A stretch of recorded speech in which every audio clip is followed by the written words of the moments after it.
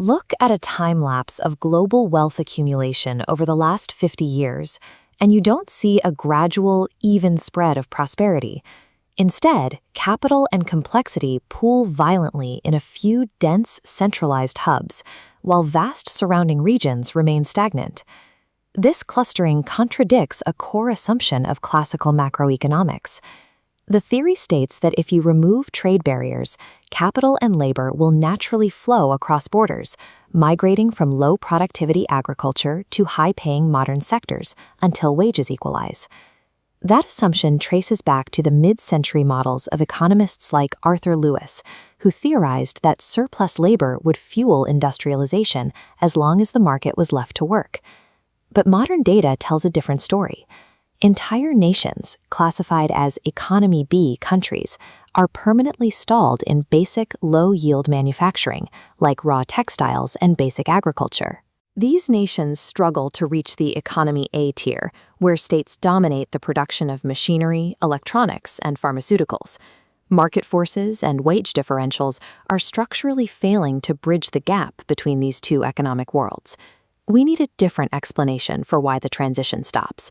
A 2026 paper by SEBASTIan Pirolo introduces the institutional trap theorem.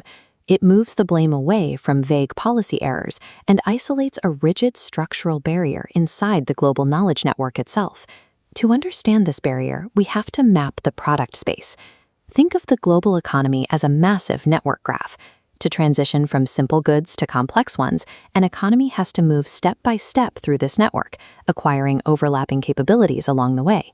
By modeling this network as an absorbing Markov chain, researchers have proven a strict mathematical threshold. There is an exact point at which the expected time required for a market-driven transition becomes infinite. This formalization translates the political concept of bad institutions into a precise boundary condition, a hard limit that dictates the ceiling of economic progress. This diagram maps the product space graph. The peripheral nodes are the transient Economy B products, like cotton and toys. The core consists of the absorbing Economy A products, like specialty chemicals and vehicles. The probability of a country successfully moving between any two products is driven by knowledge proximity, how closely related the required industrial capabilities are. The model divides that proximity by a denominator called topological friction, denoted as S of E. This measures the physical difficulty of the transition. A low friction value, an S of 3, means the pathway is triangulated. It is supported by redundant, overlapping intermediate steps that make the transition safe for private agents. A high friction value, reaching an S of 11, represents a structural bridge. This is a massive, fragile leap in capabilities, with zero intermediate stepping stones to rely on. The underlying geometry of this network dictates that some industrial transitions require immense, long-term commitment just to survive the crossing. This brings us to the core constraint, the institutional planning horizon, represented by the Greek letter lambda. This is the maximum length of time private firms can safely plan and commit capital given their local political stability. The Markov model operates on a strict rule. If the topological friction of a pathway exceeds a country's institutional horizon, the probability of a market-driven transition drops to absolute zero. This grid visualizes the transition matrix. As the lambda value decreases, representing shorter planning horizons, mathematical cells drop to zero, eliminating available strategies for those economies. Applying this constraint back to the graph reveals the physical reality. As the institutional horizon shrinks, high-friction structural edges are literally deleted from the map. The nature of this market failure is catastrophic when required support structures are removed. Weak institutions formally delete the long-term pathways required for advanced industrialization. We measure the severity of this network collapse using expected hitting time. This calculates the average number of steps required to successfully transition from an Economy B product into Economy A. Under a healthy, full institutional horizon of 10, the expected steps are finite, averaging between 25 and 31 steps depending on the starting product. But watch what happens to the fundamental matrix as the institutional horizon drops below 5. The spectral radius of the transient matrix reaches 1. The matrix becomes singular, causing the expected steps to violently jump to infinity. In network terms, the subgraph of usable edges has become entirely disconnected, leaving no navigable route to the modern sector. Below this critical threshold of lambda approximately 5, free market convergence is mathematically impossible in finite time.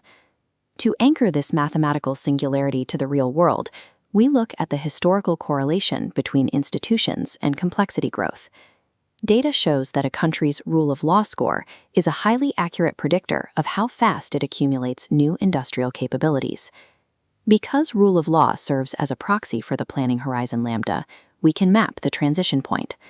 The mathematical singularity at lambda equals 5 aligns with a real-world rule of law estimate of negative 0.5. This maps to the 38th global percentile, meaning that 77 out of 202 countries currently operate in the trapped regime, where convergence is mathematically severed. These are concrete, heavily constrained economies, including nations like Venezuela, South Sudan, and Somalia. For nearly 40% of the globe, standard macroeconomic prescriptions like factor price optimization and free trade are operating in a mathematically severed space. If the market topology is formally severed for short horizon countries, how is escape possible? The model identifies a specific engineered solution: gateway products. These are intermediate industries that bridge the structural gaps in the product space. Look at the geometry. Physically inserting a gateway product splits a high-friction structural bridge. The gap transforms into redundant, low-friction pathways. The topological constraint is bypassed, making the route navigable even for short-horizon actors. The data pinpoints actual physical industries that serve this mathematical function, with industrial glass manufacturing acting as a primary gateway. Paper milling and plastics operate the exact same way. These are proven historical gateway products used to alter graph geometry. Developing these specific industries serves as a topological necessity to bypass the institutional trap. Private markets cannot coordinate to build these gateway nodes autonomously because their planning horizon is too short to survive the initial friction. This necessitates the use of industrial policy and public investment to artificially construct these missing structural nodes. Capital and labor will only flow if there is a continuous, navigable topology within the agent's horizon. Economic development in the 21st century requires actively engineering the mathematical topology of the global knowledge network.